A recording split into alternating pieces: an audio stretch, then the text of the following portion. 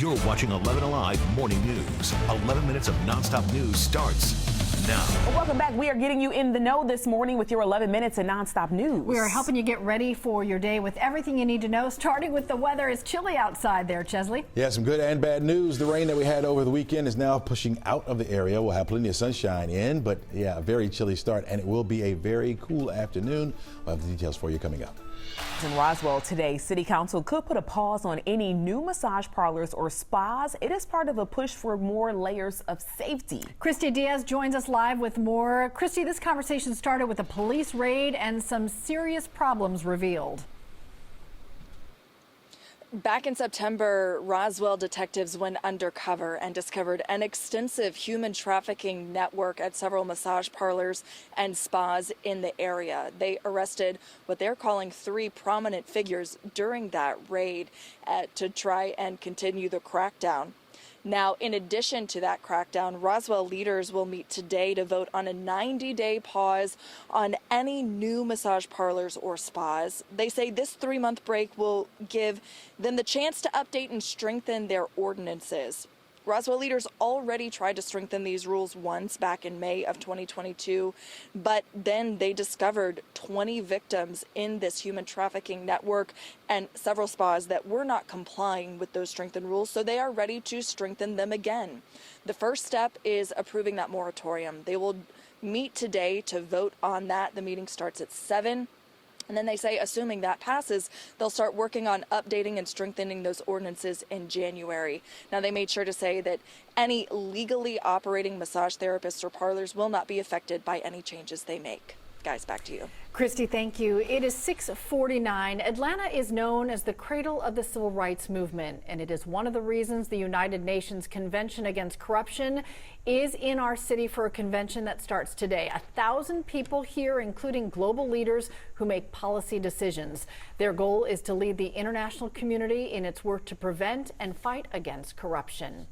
Today in DeKalb County, the Board of Education will consider a new district calendar, including some changes to fall break. In recent years, DeKalb County schools gave students only a long weekend. They had the Friday and Monday off for fall break. Students in other parts of the metro have the entire week off. DeKalb's meeting on potential changes happens today at 12:30 at the district office. Staying in DeKalb County, a family is without a home on this cold Monday morning after a house fire on North Strand Drive in Decatur. DeKalb Fire says heavy smoke and flames destroyed the home around 4 this morning. 3 adults were able to make it out safely, but their dog did not make it. While those family members try to figure out what comes next, the Red Cross is stepping in to help out. And that was a look at your top headlines. All right, grab the big coat on the way out the door this morning, Chesley. That's absolutely right. The temperatures are down into the 30s, as you can see. Low 30s out there, even some 20s. Up here to the far north, we got 29 degrees in Blairsville. Clayton, you're at 28 also over toward Carrollton. Right at the freezing mark there at Peachtree City, over toward Covington and Thomaston. When you factor in the winds that we have out there, it feels like the 20s. And all those spots that I was telling you about, that feels like the 30s. So yeah, you need that coat. You need that hat. Maybe even a scarf and gloves, like my man right here. See, that's your what to wear forecast for today. 49 degrees, your afternoon high temperature, so you may want to keep all that on, even as you're out and about for this afternoon. Despite the fact that we'll have mostly sunny skies, temperatures will only top off right around the 49-degree mark. And with those winds, the breezy conditions continuing this afternoon, it's going to feel a little bit colder than that. So yeah, bundle up, folks. High pressure is building into our forecast area, which will keep us nice and dry for the next couple of days. As long as that high pressure stays to the west of us, we have that northerly flow coming in, so helps to keep us on the cooler side. We'll see a few clouds try to work in here as we head toward the middle of the week, but not going to rob us too much of our sunshine. The cold air is in place, as you can see all the way down here into the south. That cold air will stick around for today. I think today will be the coldest day of the week as far as our high is concerned, because that cold air starts to retreat to the north by tomorrow. Still cool enough that we still need that coat for tomorrow. I think temperatures will be in the low 50s. It's not like mild air is just going to jump back in place.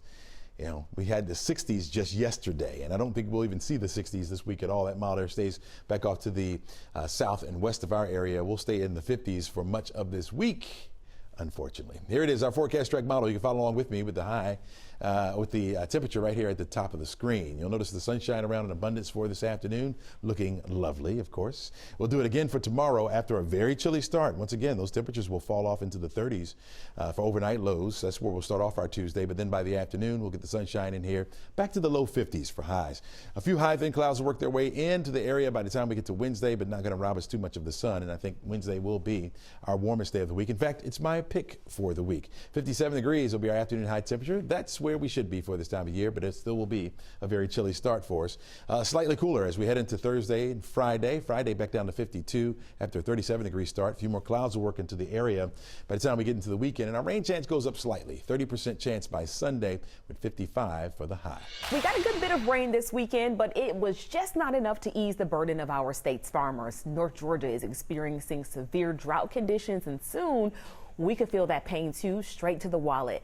Farmers expect smaller crops in the coming year and say this could drive up the prices we are paying for foods at the grocery store. They need more rain, and they need it soon. They need the water to bring the crops up and stuff, and they need water in the wintertime to fill up their ponds to be able to irrigate their crops. If they don't get the rains in the winter times to fill up their stock ponds for the water, they won't be able to irrigate with the crops after they plant them. This on top of already skyrocketing inflation. We will see stores relying on foods grown outside the drought zone, and so that's what's going to make it even more expensive. 6:54 in Atlanta. Police are still piecing together what led to a shooting that claimed 3 lives. It happened at a Buckhead apartment Saturday night. Police found 4 people shot. 3 men died at the scene. Paramedics took another person to the hospital. Investigators believe it stemmed from a drug deal. We're working to find out how that person in the hospital is doing this morning and get you information on a suspect. Tonight, Manchester High School's football team is set to play in a state title game. Something that's supposed to be so exciting will be done with a heavy heart. The Meriwether County School District sent a letter to parents saying 17-year-old Brandon Smith died. The district's remembering Smith as a loyal teammate and friend. The cause of the football player's death has not been released, but we do know the GBI is investigating. This morning, we're following more reports of stolen mail in Metro Atlanta, this time an entire condominium complex in Midtown. John Johnson is the president of McGill Place Condos and says he called the USPS, FBI, and Atlanta police for help. Thieves are getting the mailbox kiosk that should be impossible to break. And they'll get out with their tools, grab a crowbar, and start working on this door. There's a 1,200-pound magnet sitting in this door that you're not supposed to be able to move. Now the complex is ramping up security. Neighbors are hoping for more police patrols and even a camera along Ralph McGill Boulevard to help keep those thieves away. With 2 weeks into Christmas, we are all scrambling to get that shopping done and finding that perfect gift at the perfect price. Coming up this morning on Today, why experts warn that gift cards are easy targets for scammers. Taking you now live to the world's busiest airport. We've got some new 888 numbers this morning that show Georgians are making big plans to travel this year for Christmas and New Year's. Take a look at these numbers. 7.5 million people are expected to take flight, over 193,000 of them from Georgia. That's 6,500 more than last year. 3.6 million Georgians expected to take a little road trip to drive 50 miles or more from home. Compare that to last year. It's 1 million more people out there on the roads. Chesley. All right, thanks a lot, Cheryl. This afternoon, temperatures will remain on the cool side. We got a chilly start.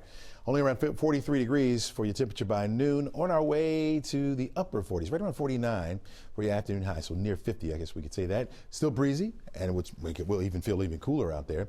By 6 o'clock, we'll drop back down to 43 degrees. We'll have clear skies tonight, and with the wind starting to fall off a bit, we're going to see those temperatures fall back down into the 30s. It's going to be another chilly start for us tomorrow. 53 will be the high. Warmest day of the week right now looks to be Wednesday, my pick. We're looking at 57 degrees for the high temperature. We'll start to fall back into those low 50s as we head closer to the weekend. All new for you this morning, 3 Georgia towns are on Southern Living's top 10 list for charming Christmas getaways tucked away in the Blue Ridge Mountains. Dahlonega takes the top spot as most festive. They've got all kinds of great stuff, carriage rides, lots of decorations, so much charm. It's right out of a Hallmark movie.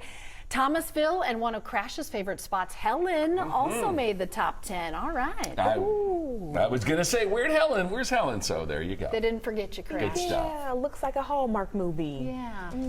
With the same plot. Small town girl returns from the big town and falls in love with a high school sweetheart. The end.